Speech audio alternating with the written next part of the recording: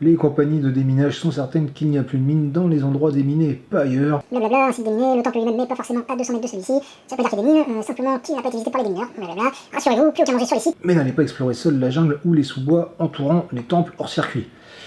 Putain, ça va être pratique pour chier ça. Alors, bon, deux petites précisions avant de vraiment commencer cette vidéo. Déjà, première chose, non, la vidéo n'est pas sponsorisée par le routard. Sans ça, je pense qu'il m'aurait au moins envoyé la version 2019, voire même 2020 de ce guide si elle est sortie. Deuxième chose, le titre de la vidéo est un petit peu mensonger. J'ai marqué M-1.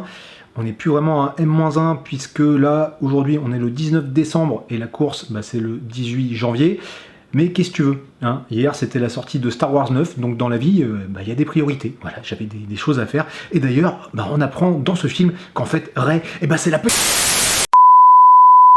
Donc, comme tu le sais, pour attaquer l'année 2020 en beauté, je vais aller faire un petit tour au Cambodge là, pour courir les 128 km de l'Ultra Trail d'Angkor. Je te propose aujourd'hui un petit point sur l'organisation du voyage, histoire de te donner quelques infos utiles, de répondre à quelques questions que je me posais et que peut-être tu pourrais te poser aussi pour aller là-bas, surtout si, comme moi, t'as jamais trop voyagé. Bon, je vais pas te rappeler où est le Cambodge et tout ça.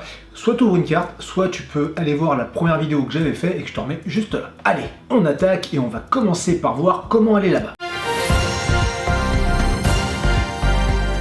Alors, a priori, pour aller au Cambodge, il n'y a pas encore de vol direct. Nous, on va aller à Siem Reap, là, donc à côté d'Angkor, mais tu peux aussi atterrir à Phnom Penh, qui est la capitale. Au niveau des tarifs, en fonction des compagnies, du nombre d'escales, du moment où tu réserves, tu devrais trouver des billets, des allers-retours qui sont dans une fourchette de prix d'environ 550 à plus de 1000 euros. Pour te donner un exemple, nous, notre vol, on a pu l'avoir aux alentours de 680 euros, dont 35 balles d'assurance annulation, je sais plus trop quoi. C'est un trajet qui va durer environ 16 heures avec plus ou moins 13 heures de vol cumulé là sur les 3 vols parce qu'on a 2 escales et en tout à peu près 3 heures d'escale. D'ailleurs, au passage, je remercie mon pote Guillaume là, qui bosse dans une agence de voyage du côté de Montélimar qui a réussi à nous trouver les petits billets qui vont bien et à nous gérer tout ça. On va dire qu'à l'aller, l'avion il nous emmène dans le futur et au retour il essaye de rattraper un petit peu le passé. En fait, tout simplement, il y a 6 heures de décalage entre la France et le Cambodge, donc c'est 6 heures là en hiver et c'est plus que 5 heures en été. Quand on veut rentrer dans un pays, souvent il y a des petites formalités. Et là déjà pour le Cambodge, le premier truc à avoir c'est un passeport. Et il faut un passeport qui soit valable encore au moins 6 mois après la date du retour. À côté de ça, faut un visa. Mais là c'est cool, il a l'air assez simple à obtenir et surtout il est pas très cher. En fait il coûte 30 $ et on peut l'avoir directement en arrivant là à l'aéroport. Il faut le payer en cash et donner 2 photos d'identité. Après il y a une deuxième solution pour l'avoir et c'est de le faire par internet. C'est ce qu'ils appellent un e-visa. Là, ça va coûter 6 $ de plus. En gros, c'est pour les frais de traitement. Et apparemment, on peut l'avoir tout de suite. Moi, je pense que je vais opter pour cette seconde solution parce que comme ça va me permettre déjà de partir l'esprit tranquille, de pas faire la queue en arrivant et surtout de pas avoir besoin de faire de change en avance. Comme ça, j'ai pas besoin de me trimballer avec du cash pour acheter mon visa sur place. Juste un petit truc là auquel il faut faire attention. Donc, je disais que le visa coûtait 36 $, mais en cherchant, là j'ai vu des sites qui apparemment sont pas les sites officiels de la chose, qui proposent aussi ce visa à 36 $, mais qui en bas, en tout petit, te marque 63 $ de frais de dossier. Donc tu vois que 63 plus 36, ça te fait 99, tout de suite ça fait un petit peu plus cher le visa. Donc si tu as recours à ce genre de solution, fais bien attention, vérifie où tu commandes ton visa avant de le faire, ça évitera peut-être des frais cachés ou je ne sais quoi. Comme je le disais juste avant, au Cambodge, on peut payer avec des dollars. Alors ce sont des dollars américains, mais ce n'est pas la vraie monnaie locale. La vraie monnaie locale, c'est le riel ou le riel, je sais pas trop comment ça se prononce, mais on va dire le riel. Bref, les dollars sont visiblement acceptés partout, mais la monnaie elle est rendue en riel. Et là, du coup, dans ce bouquin qu'on m'a prêté, j'ai pu lire que 1 $, ça équivaut à 4000 riels. Tiens, et là qu'on parle de pognon, il y a quand même un truc super pratique qu'on a tous, c'est la carte bleue. Mais le problème, c'est qu'à l'étranger, quand tu veux retirer des sous ou payer ton resto par exemple, ta banque elle va te prendre des frais. Je vais pas rentrer dans le détail, mais l'autre jour là j'ai assisté à une présentation, à un truc pro, et il y a un mec qui parlait de Revolut. Alors Revolut, qu'est-ce que c'est? C'est une sorte de banque en ligne anglaise en fait qui te propose un compte gratuit et une carte bleue gratuite. Cette carte bleue, elle a l'avantage en fait que quand tu payes à l'étranger, tu n'as pas les frais, tu n'as pas les commissions de ta banque habituelle. En fait, la carte bleue que j'ai commandée, qui est là, donc c'est une carte bleue un petit peu multicolore, que tu obtiens assez vite, ça vient avec une application que je trouve d'ailleurs plutôt bien faite, et en fait dans cette application tu fais directement ton change comme si tu allais en bureau de change. Donc tu as tous les jours le taux de chaque devise qui est mis à jour. Donc si tu as un petit peu le temps, que tu veux te préparer en avance, par exemple là pour des dollars, tu peux dire ah bah tiens on est jeudi, le taux il est plus intéressant qu'hier mercredi, je fais mon change aujourd'hui. Donc tu peux faire ça à l'avance et ensuite tu peux payer tes achats ou retirer de l'argent au distributeur sans frais. Alors là au distributeur je crois que tu as le droit jusqu'à 200 €. Par contre attention, de ce que j'ai compris, il y a des distributeurs comme ça à l'étranger qui eux te facturent des frais pour le retrait d'argent. Et ça c'est propre à chaque distributeur, mais ça sera affiché dessus. Maintenant, donc Revolut ça a l'air bien, je l'ai pris tout de suite, mais comme je suis un petit peu curieux, je suis allé faire des recherches, et en fait ce genre de banque en ligne qui propose un truc comme ça, où tu n'as pas de frais à l'étranger, il y en a plein. Et j'en ai trouvé une autre qui m'a intéressé, qui est gratuite aussi, et cette fois-ci qui est française, c'est Max. Alors Max, hop, voilà, j'ai aussi eu la carte bleue, j'ai eu un peu plus de mal à l'avoir parce que leur appli est un peu foireuse, en plus d'être moche, parce que quand tu regardes c'est violet et blanc, franchement c'est atroce. Par contre, maintenant que je l'ai, franchement, ça marche très très bien, parce que ce sont aussi des trucs que du coup j'utilise en France actuellement pour essayer.